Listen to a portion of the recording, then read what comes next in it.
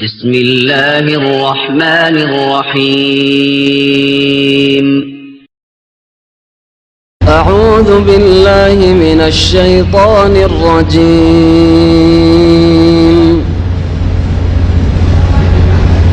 يا أيها الذين آمنوا اتقوا الله ولتنظر نفس ما قدمت لغد واتقوا الله إن الله خبير بما تعملون ولا تكونوا كالذين نسوا الله فأنساهم أنفسهم أولئك هم الفاسقون لا يستوي أصحاب النار وأصحاب الجنة أصحاب الجنة هم الفائزون لو أنزلنا هذا القرآن على جبل لرأيته خاشعا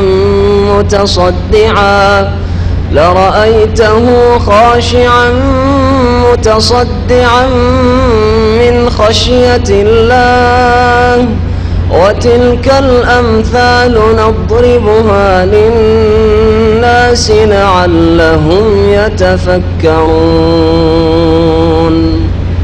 السلام عليكم ورحمة الله وبركاته. إن الحمد لله نحمده ونستعينه ونستغفره ونعوذ بالله من شرور أنفسنا ومن سيئات أعمالنا من يهده الله فلا مضل له ومن يضلله فلا هادي له وأشهد أن لا إله إلا الله وحده لا شريك له وأشهد أن محمدا عبده ورسوله صلى الله تعالى عليه وعلى آله وصحبه وسلم تسليما كثيرا أما بعد فأعوذ بالله من الشيطان الرجيم بسم الله الرحمن الرحيم يا أيها الذين آمنوا أنفقوا من طيبات ما كسبتم ومما أخرجنا لكم من الأرض ولا تيمموا الخبيث منه تنفقون ওয়ালাস্তুম বিআখিযিহি ইল্লা আন তুগমিযু ফি। আল্লাহ পাক রব্বুল আলামিনের সমস্ত প্রশংসা যে আল্লাহ পাক আমাদের উপর আমাদের ধন সম্পদে যাকাত ফরজ করেছেন। সালাত এবং সালাম নাযিল নবী মুহাম্মদ রাসূলুল্লাহ সাল্লাল্লাহু আলাইহি ওয়াসাল্লামের উপর, যিনি আল্লাহ পাকের নির্দেশে মুসলিমদের সচ্ছল ব্যক্তিদের থেকে যাকাত নিয়ে মুসলিম সমাজের গরিব দুঃখী অভাবী যারা যাকাতের হকদার তাদের মাঝে ভালোভাবে সুন্দরভাবে বন্টন করেছেন। আল্লাহ পাক যে নির্দেশ তাকে দান করেছিলেন, তুখাযু মিন আগনিয়াইহিম ফাতুরাদ্দু আলা ফুকারাইহিম, এই যাকাত বিত্তবান সচ্ছল ব্যক্তি যারা পয়সাওয়ালা তাদের কাছ থেকে নেওয়া হবে, ফাতুরাদ্দু আলা ফুকারাইহিম, আর মুসলিম সমাজের সচ্ছল ব্যক্তিদের কাছ থেকে নিয়ে তাদের ফকির, তাদের অভাবী, তাদের অসহায় যারা তাদের মাঝে বিতরণ করে দেওয়া হবে। এই হচ্ছে যাকাত, যে যাকাত দ্বারা আল্লাহ পাক মুসলিম সমাজের আর্থিক সমস্যার সমাধান করেছেন। যাকাতের ফজিলত, যাকাত দিলে লাভ হয়, যাকাত না দিলে ক্ষতি হয়, দুনিয়া আখিরাতের ঈমান আমল নষ্ট হয়, জাহান্নামের সম্মুখীন হইতে হবে। দুনিয়াতে আল্লাহ পাক ধন সম্পদ থেকে বরকত শেষ করে দেবেন, বরকত ছিনিয়ে নেবেন। এই বিষয়গুলি গত 2 দিন আগে আলোচনা করা হয়েছে। আজকে যাকাত কোন কোন ধন সম্পদে ফরজ, এই অল্প সময় আপনাদের সামনে পেশ করব, যাতে করে অধিকাংশ মানুষরা এই রমজান মাসে যাকাত দিয়ে থাকেন। এটা কোনো শরীয়তি বিষয় নয়। শরীয়তের বিধান হচ্ছে যখন বছর পুরা হবে, আপনার টাকা পয়সা বা আপনার যেসব সম্পদ আছে সেগুলির বয়স যখন 1 বছর হবে তখনই যাকাত ফরজ। উদাহরণস্বরূপ, যদি মুহররম মাসে আপনার প্রথম টাকা পয়সা এসে থাকে, তাহলে আগামী মুহররম যখন আসবে তখন আপনার যাকাত ফরজ হবে। এইরকমভাবে যাকাত বছরে একবার ফরজ হয় অধিকাংশ ধন সম্পদগুলিতে। একমাত্র ব্যতিক্রম খাদ্যদ্রব্যে যখন কেটে মেরে নিয়ে আসা হয় তখনই তার উপর যাকাত বা অসুর ফরজ হয়। যাকাত যেসব ধন সম্পদে আল্লাহ পাক ফরজ করেছেন সেগুলি 4 ভাগ অথবা 5 ভাগ করা যেতে পারে। স্বর্ণ আর চাঁদিকে যদি এক জায়গায় করে দেন, আর ওর মধ্যেই সামিল হচ্ছে টাকা পয়সা, কারেন্সি যে কোনো দেশের হোক না কেন, এগুলো সব এক করে দেন, তাহলে 4 ভাগ হবে। আর যদি স্বর্ণ আলাদা, কারণ তার নিসাব আলাদা, সোনা আলাদা, আর চাঁদি আলাদা, রূপা আলাদা, তাহলে 5 ভাগে ভাগ করা যেতে পারে। এইভাবে জাকাত আমরা বলতে পারি যে 5টি জিনিসে বা 5 রকমের সম্পদে জাকাত ফরজ। প্রথম যে সম্পদে জাকাত ফরজ সেটা হচ্ছে খাদ্যদ্রব্য, ফসল বা ফলমূল। ফসল বা এমন ফল যেই ফলগুলি বাড়িতে দীর্ঘদিন রাখা যেতে পারে, সেগুলি শুকিয়ে রাখা যেতে পারে। যেমন খেজুর, খেজুর নষ্ট হয় না, বছরকে বছর রাখা যেতে পারে। যেমন এমন ফসল কিশমিশ, আঙ্গুরটা কিশমিশ হয়ে যাওয়ার পরে সেটা রাখা যেতে পারে। এই ধরনের যেসব ফল রয়েছে সেই ফলগুলিতে জাকাত লাগবে। আর যেগুলি ফল, শাকসবজি আসে আর সরে যায়, তাড়াতাড়ি সরে যাবে, নষ্ট হয়ে যাবে, যেমন আম, লিচু ইত্যাদি, এগুলিতে জাকাত নেই। এটা অনেকের জন্য অজানা, এই পার্থক্যটা অনেকে জানেন না। যেসব ফসলে জাকাত রয়েছে আর ওই সব ফলমূলে জাকাত রয়েছে যেগুলি মানুষ নিজেরা বাড়িতে রাখতে পারে বেশ কিছুদিন ধরে বা দীর্ঘদিন ধরে। আল্লাহ পাক রব্বুল আলামিন সূরা বাকারার আয়াত নম্বর 267-তে ইরশাদ করেছেন, ইয়া আইয়ুহাল্লাযীনা আমানু আনফিকু মিন তাইয়্যিবাতি মা কাসাবতুম। হে মুমিন সকল, হে ঈমানদার মানুষেরা, আনফিকু তোমরা খরচ করো, তোমরা ব্যয় করো, তোমরা দান খায়রাত করো, তোমরা যাকাত বের করো। ইনফাকের এতগুলি অর্থ। আনফাকা ইউনফিকু মানে ব্যয় করা, খরচ করা। খরচ করা আল্লাহর রাস্তায়, খরচ করা জাকাতের ক্ষেত্রে, জাকাত ছাড়াও দান খায়রাত, এই বিষয়গুলি এর আগে আলোচনা করা হয়েছে। আল্লাহ পাক এখানে বিশেষ করে জাকাতের কথা তুলে ধরেছেন। আনফিকু মিন তাইয়্যিবাতি মা কাসাবতুম, তোমরা যেসব উপার্জন করে থাকো সেসব উপার্জনের পাক যেগুলি, অর্থাৎ হালাল, হালাল যা উপার্জন করে থাকো, আর হালালি উপার্জন করতে, আল্লাহ হারাম উপার্জন করতে বলেননি। এই জন্য আল্লাহ পাক বলে দিচ্ছেন মিন তাইয়্যিবাতি মা কাসাবতুম।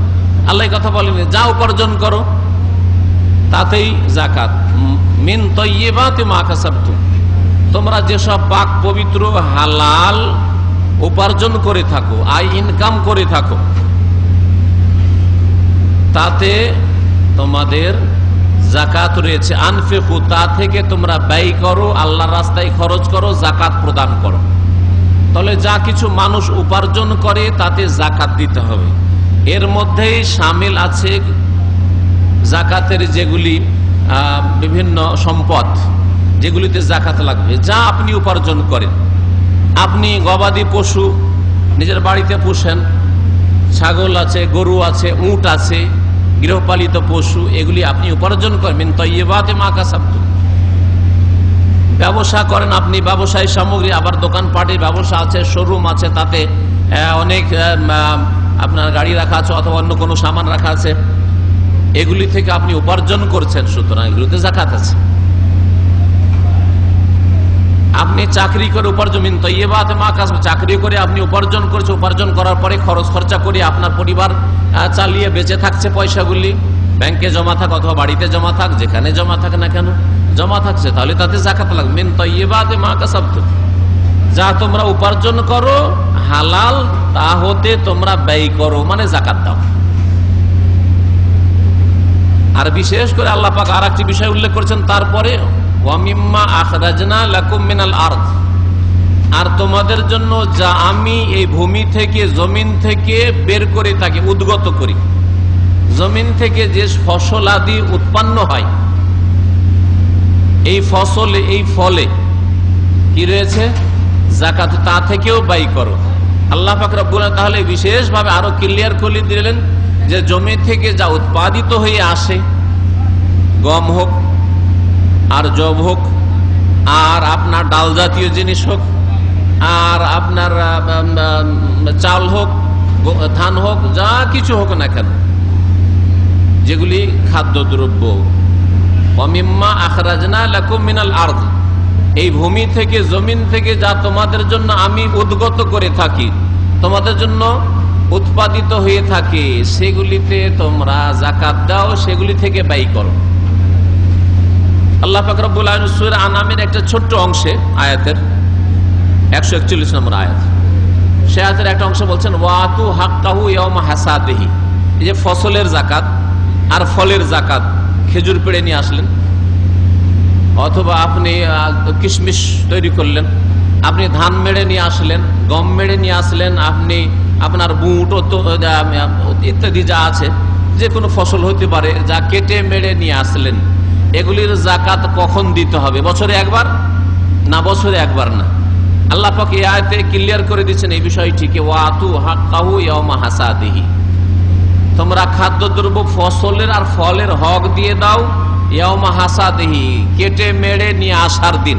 হাসাদা ইয়াহসাদ মানে কাটা, যে ধান গম কাটে চাষিরা গিয়ে জমিতে, এটাকে হাসাদ বলা হয়। কেটে নিয়ে আসার পরে মাড়া হয়। এই কেটে মেড়ে যেই দিন তোমার ঘরে ধান ঢুকলো, গম ঢুকলো, ফসল ঢুকলো, সেই দিনে তার হক দিয়ে দাও। আর ধন সম্পদের সবচেয়ে বড় হক হচ্ছে যাকাত। যাকাত দেওয়ার পরে পাক পবিত্র হবে। যাকাত না দিয়ে যদি আপনার ওই ধন সম্পদ বাপ মাকে খাওয়িয়ে দেন, তো আপনি যেন হারাম ধন সম্পদ খাওয়াইলেন বাপ মাকে। যাকাত না দিয়ে ওই ধন সম্পদ, আপনার ছেলে মেয়েদের খরচ আপনার ফরজ, আপনার স্ত্রীর ভরণ পোষণ ফরজ, যদি তাদেরকে খাওয়িয়ে দেন তো তাদেরকে হারাম খাওয়াইলেন আপনি। তাহলে সবচেয়ে বড় ধন সম্পদের হক হচ্ছে যাকাত। ওয়াতু হাক্কাহু, ফসলের তোমরা হক দিয়ে দাও, প্রাপ্য দিয়ে দাও, ইয়াওমা হাসাদিহি, কাটার দিন, কেটে মেড়ে নিয়ে আসার দিন। আর তারপরে তোমরা পানাহার করো, কুলু ওয়াশরাবু, তারপরে তোমরা খাও দাও, আর তাতে তোমরা অপব্যয় করিও না। সম্মানিত ভাতৃমণ্ডলী, তাহলে এই আয়াত প্রমাণ করে, বা এই দুটি আয়াত, এই আয়াতগুলি প্রমাণ করে যে ফসলে ফলে যাকাত রয়েছে। যাকাত ছাড়া ফসলে বা ফলে একটা হক আর রয়েছে, যেটা আমাদের মনে রাখতে হবে, কারণ আমাদের অধিকাংশ লোকের চাষাবাদ দেশে আছে। সেটা হচ্ছে যেই দিন আপনি কাটা মাড়া করবেন, যেদিন আপনি ফল পেড়ে নিয়ে আসবেন গাছ থেকে, যেমন আম বাগান থেকে আম পেড়ে নিয়ে আসছেন, লিচুর বাগান থেকে লিচু পেড়ে নিয়ে আসছেন, যে কোনো ফল হোক না কেন, ফল আপনি গাছ থেকে পেড়ে নিয়ে আসছেন, সেই দিন এলাকার বা গ্রামের ফকির মিসকিন, অথবা যাদের হয়তো আম বাগান নেই, ওদের ছেলেরা হাজির হয়েছে। দেখা যায় না এরকম দৃশ্য? হাজির হয়েছে, ওদেরকেও খাওয়াতে হবে। এটা হচ্ছে ফসল থেকে হক, এটা হচ্ছে ফলের হক, এটা হকও খেয়াল রাখতে হবে।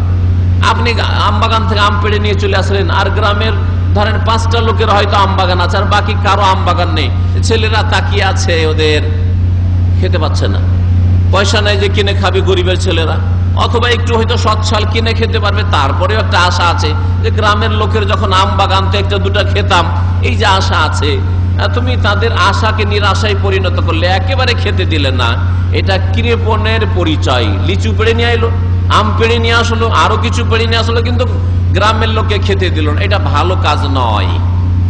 এইরকম করার কারণে একটা প্রাচীন যুগে ঘটনা ঘটেছিল ইয়ামান দেশে, যাদের বাগানওয়ালার ঘটনা বলে তাদের ঘটনা খুব প্রসিদ্ধ রয়েছে। ইন্না বালাউনাহু কামা বালাউনা আসহাবাল জান্নাহ, আল্লাহ পরীক্ষায় ফেলে দিয়েছিলেন তাদেরকে, যে বাপ তো খুব ভালো মানুষ ছিল, বাপ বাগানে যখনই বাগান থেকে সেই ফলমূল পেড়ে নিয়ে আসতো বা কেটে নিয়ে আসতো, তখন সেগুলি থেকে 3 ভাগ করে 1 ভাগ গরিব মিসকিনকে দিয়ে দিত।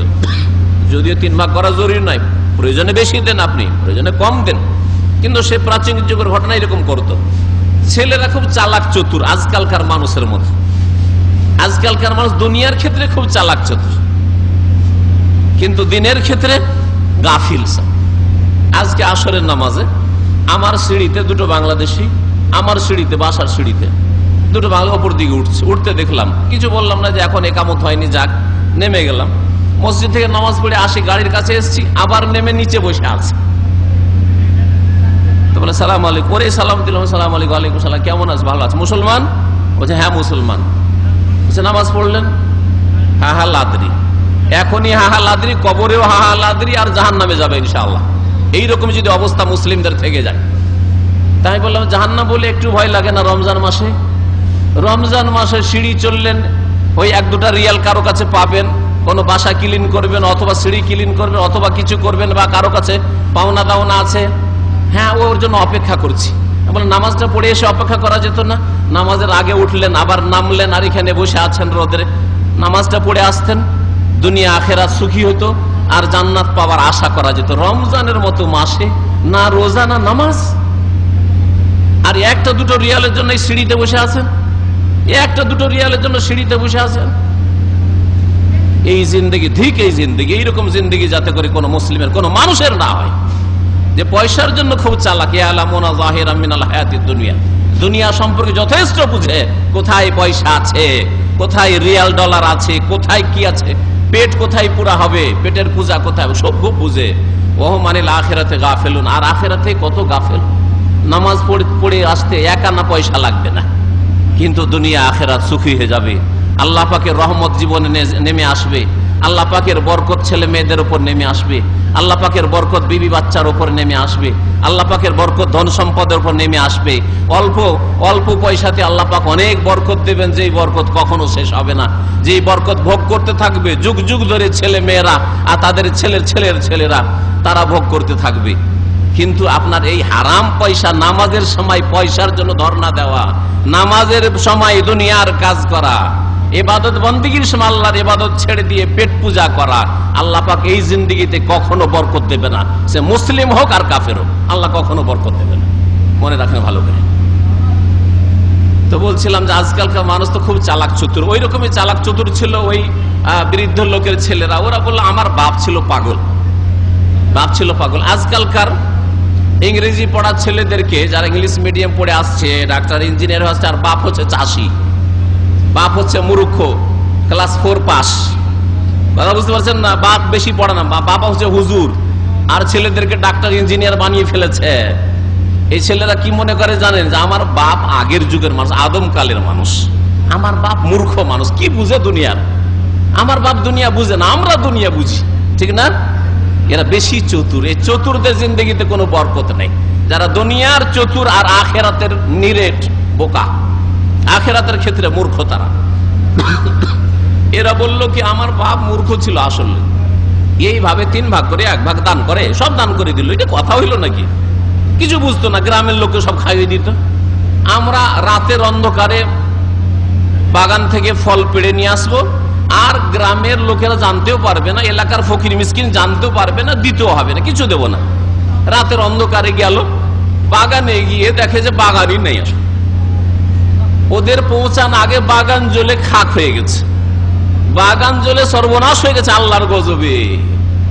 আপোষে তখন এক অপরকে তিরস্কার করা শুরু করলো, যে তুই তো এই পরামর্শ দিলি। ও বলছে তুই তো আলী, কেন আলী এই কাজ করলি? হ্যাঁ আমি না হয় বলেছিলাম, তো মানতেই হয়তো তোকে।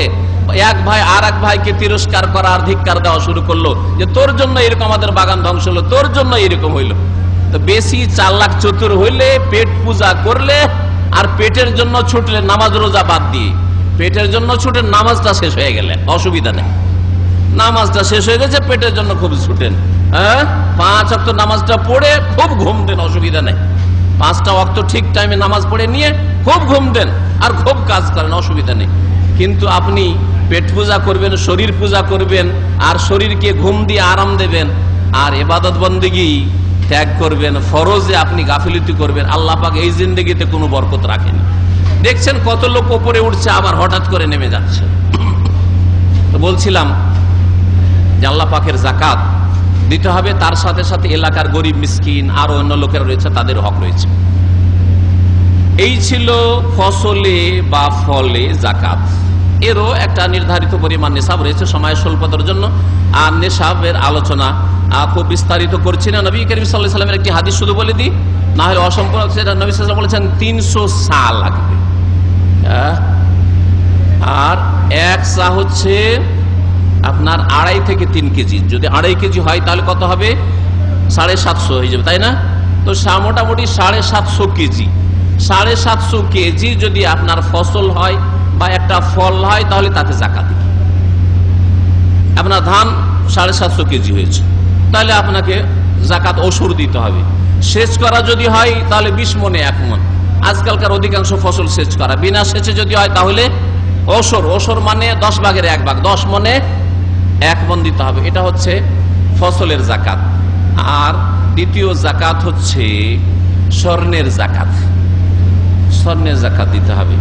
স্বর্ণের নিসাব সম্পর্কে নবী করিম সাল্লাল্লাহু আলাইহি ওয়াসাল্লাম বলছেন যে 20 মিসকাল বা 20 দিনার, যেটাই মিসকাল ওটা হচ্ছে দিনার।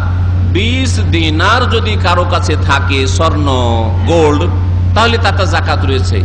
20 দিনার সমান হচ্ছে প্রায় কত গ্রাম? বলতে পারেন কত গ্রাম? 85 গ্রাম। ভরিতে কত হবে? 7.5 ভরি। 7.5 ভরি স্বর্ণ গোল্ড যদি কারো কাছে থাকে তাহলে তাতে জাকাত দিতে হবে। সেই গোল্ড ব্যবহারের গোল্ড হোক, জেওয়ার অলংকার হোক, অথবা এমনি হোক, বিস্কিট হোক, আর কিছু হোক, যে কোনো আকারে হোক না কেন, কাঁচা হোক পাকা হোক, যেইভাবে হোক না কেন জাকাত দিতে হবে। যে ব্যবহৃত স্বর্ণ তাতেও প্রতি বছর জাকাত দিতে হবে। এটাই হচ্ছে সাবধানতা, আর এটাই হচ্ছে একজন মুত্তাকি পরেজগারের আমল। নিজেকে রিস্কে রাখবে না, নিজেকে ঝুঁকিতে রাখবে না। আজকাল কিছু সুবিধাবাদীরা আছে, ফতোয়া দিচ্ছে, হালকা ফতোয়া, অথচ ইমানের হেফাজত হচ্ছে নিজেকে সেভ করা, সবসময় জাহান্নাম থেকে নিজে বাঁচাবার জন্য চেষ্টা করা। আল্লাহ পাক লা তাকরাবু যিনা, জিনার কাছেও যেও না, কাছে যেতে নিষেধ করেছেন, তাই না? তো ওই রকমই যেখানে ইখতিলাফ আছে, আপনাকে ইমান বাঁচাবার চেষ্টা করতে হবে। স্বর্ণের জাকাত যদি ব্যবহৃত হয় তবুও জাকাত দিয়ে দিলে আল্লাহর কাছে আপনি মুক্ত হয়ে গেলেন। আল্লাহ পাক আর জিজ্ঞাসা করবেন না যে তুমি জাকাত কেন দাও না। কিন্তু যদি হালকা ফতোয়া নিয়ে যেটা ব্যবহার করা হয়, না দিলেও চলে, দিলেন না, আর কিয়ামতের দিন আল্লাহর কাছে যদি এই জিজ্ঞাসা হয়ে যায় যে তোমার তো ব্যবহারের স্বর্ণ ছিল তোমার বিবির 7.5 ভরির বেশি ছিল, কেন জাকাত দাওনি, কি জবাব দেবে? তাহলে জাহান্নামে যেতে হবে। আপনার বিবিকে জাহান্নামে যেতে হবে, আপনাকেও জাহান্নামে যেতে হবে, কারণ আপনি অভিভাবক। সেই জন্য ব্যবহৃত স্বর্ণ হোক আর এমনি স্বর্ণ হোক, স্বর্ণতে জাকাত দিতে হবে। এটা হচ্ছে সঠিক মত। কতটা দিতে হবে স্বর্ণে আর চাঁদিতে ওই রকমই, সেটা হচ্ছে শতকরা 2.5%। 100 টাকায় 2.5 টাকা। 100 ভরিতে 2.5 ভরি, 40 ভরিতে 1 ভরি, 40 টাকায় 1 টাকা, যেটাকে আরবি ভাষা রবুল ওশর। তাহলে জাকাতের সিস্টেমটা কত সুন্দর। জাকাত যদি বিনা সেচের ফসল হয় তো 10 ভাগের 1 ভাগ, সেচ করা যদি হয় তো 20 ভাগের 1 ভাগ, আর স্বর্ণ চাঁদি যদি হয় তাহলে 40 ভাগের 1 ভাগ। কত সুন্দর। আল্লাহ পাক রব্বুল আলামিনের হিকমত এই জাকাতে রয়েছে যে কোনটাতে বেশি দেওয়ার প্রয়োজন, কোনটাতে একটু কম হওয়ার প্রয়োজন, কোনটাতে আরো কম হওয়ার প্রয়োজন। আল্লাহ পাক মানুষকে সৃষ্টি করেছেন, মানুষের জন্য ধন সম্পদের নিয়ামত আল্লাহ পাক সৃষ্টি করেছেন, আল্লাহ পাক ওইভাবে জাকাত ফরজ করেছেন। 10 ভাগের 1 ভাগের টাকা পয়সা স্বর্ণ চাঁদিতে ফরজ করেনি যে 10 টাকা হইলে 1 টাকা দিতে হবে, 40 টাকা হইলে 1 টাকা দিতে হবে। কিন্তু যদি ধান হয়, গম হয়, আর বিনা সেচের হয়, তাহলে 10 মণে 1 মণ দিতে হবে। সেচ করা হলে 20 মণে 1 মণ দিতে হবে। এইভাবে আল্লাহ পাক রব্বুল আলামিন জাকাত ফরজ। তাহলে নেশাবটাও জানলেন। আর পরিমাণ হচ্ছে 40 টাকায় 1 টাকা দিতে হবে, 40 ভরিতে 1 ভরি দিতে হবে স্বর্ণে। 20 দিনার বা 20 মিসকাল সমান বলে দিলাম যে 85 গ্রাম বা 7.5 ভরি হয়ে গেল। তাহলে সংক্ষেপে এই স্বর্ণের কথা বললাম। আর একটি হচ্ছে 3 নম্বর চাঁদি বা রূপা, যেটা সিলভার, চাঁদি বা রূপা। এই চাঁদি রূপায় জাকাত ফরজ রয়েছে। আর চাঁদি রূপার বিকল্প হিসাবে আজকালকার কাগজের নোট, টাকা এসেছে।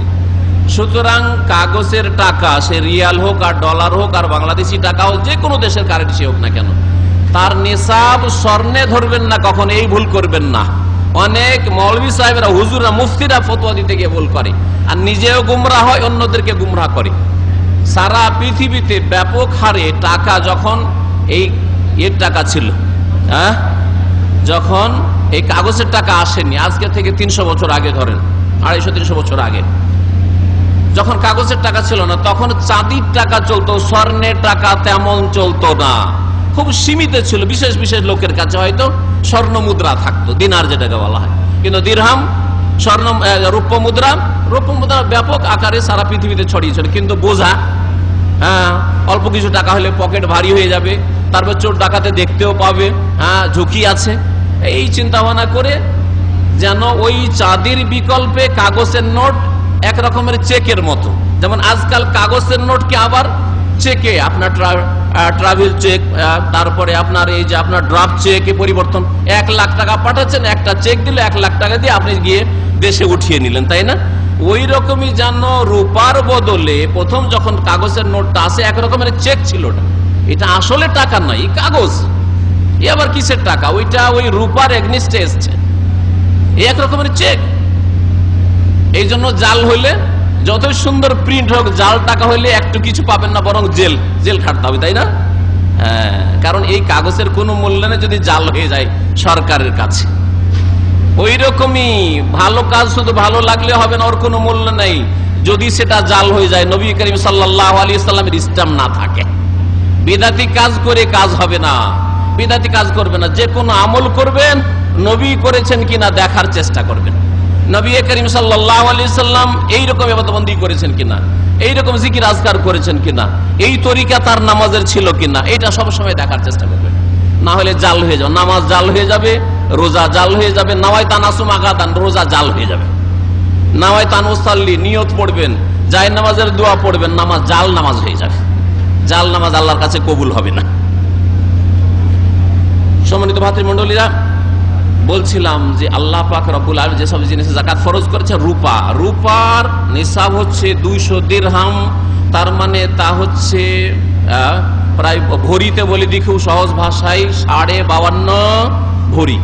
52.5 ভরির মূল্য আজকাল আমরা দেখেছি চাঁদি, সেটা মোটামুটি হবে আপনার 1500-1800 রিয়াল। তো একটু সতর্কতায় ধরেন, 1500 রিয়াল যদি আপনার কাছে থাকে, বা 1500 রিয়ালের সমান মোটামুটি কত আর হবে বাংলাদেশি টাকার 30-35 হাজার টাকা হবে। 30-35 হাজার টাকা যদি আপনার কাছে বাংলাদেশি টাকা থাকে, অথবা 1500 রিয়াল আপনার কাছে যদি থাকার 1 বছর ধরে এর নিচে নামেনি, ওপরেই থেকেছে, 1500 ওপরে থেকেছে, তাহলে আপনার ওপর যাকাত ফরজ হয়ে আছে। চাঁদি নেই কিন্তু আপনার কাছে টাকা আছে, রিয়াল আছে, কিছু রিয়াল আছে, কিছু বাংলাদেশি টাকা আছে, কিছু ডলার আছে, সব মিলিয়ে 1500 রিয়ালের সমান হয়ে যাবে, তাহলে আপনার উপর যাকাত ফরজ হয়ে আছে। 40 টাকায় 1 টাকা আপনি যাকাত দেবেন। এইভাবে প্রত্যেকে যাকাত আদায় করবেন, তাহলে আল্লাহর কাছে জবাবদেহি করতে পারবেন এই ফরিজা সম্পর্কে। 3টি জিনিস বললাম। 4 নম্বর হচ্ছে ব্যবসায়ী সামগ্রী। ব্যবসায়ী সামগ্রীতে যাকাত আছে। ব্যবসায়ী সামগ্রীর যাকাত হচ্ছে এই চাঁদির বা টাকা পয়সার যাকাতের মতো। আপনার দোকান আছে, একটা মুদিখানার দোকান, বা আপনার আর কোনো দোকান আছে, দোকানে যতগুলি মাল সামান আছে হিসাব করেন। এখন যেই সময়ে যাকাত দেবেন, যেই সময় দোকান খুলেছেন তখন থেকে শুরু করে 1 বছর, 1 বছর হলে আপনি হিসাব করেন যত টাকার সামান এতে আছে। হয়তো ঢুকিয়েছিলেন 50,000 টাকার, আর এখন হয়ে গেছে 5 লাখ টাকা। এই 5 লাখ টাকাই যাকাত দিতে হবে। 1 বছর আগে যখন ইনভেস্ট করেছিলেন তখন ছিল 50,000 বা 1 লাখ। এখন আপনার দোকানের মাল সামান হিসাব করলে দেখা যায় 10 লক্ষ টাকা, তাহলে 10 লক্ষ টাকারই যাকাত দিতে হবে। এটা হিসাব করলে হবে না যে এই তো এই সবগুলি ইনকাম তো 1 বছর হয়নি, না। আপনার যেহেতু 50,000 মানে নেশাবের আগে যখন ঢুকান তখনই নেশাবের ওপরে ছিল, সুতরাং 1 বছর পরে যত টাকা হবে, আপনার কোটি কোটি টাকা হইলেও তাতে আপনাকে যাকাত দিতে হবে। ব্যবসায়ী সামগ্রীতে যাকাত দিতে হবে। গাড়ি যেগুলি রাস্তায় চলছে, ভাড়ার গাড়ি, সেগুলিতে যাকাত লাগবে না।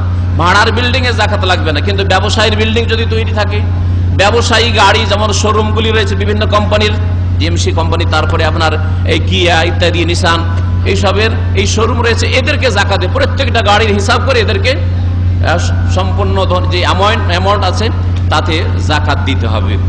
সংক্ষেপে আর একটা যাকাতের কথা বলি, যেটা আজকাল হয়তো আমাদের প্রয়োজন নেই, তারপরে জেনে রাখা ভালো। 5 নম্বর, সেটা হচ্ছে গবাদি পশুতে যাকাত রয়েছে, গৃহপালিত পশু।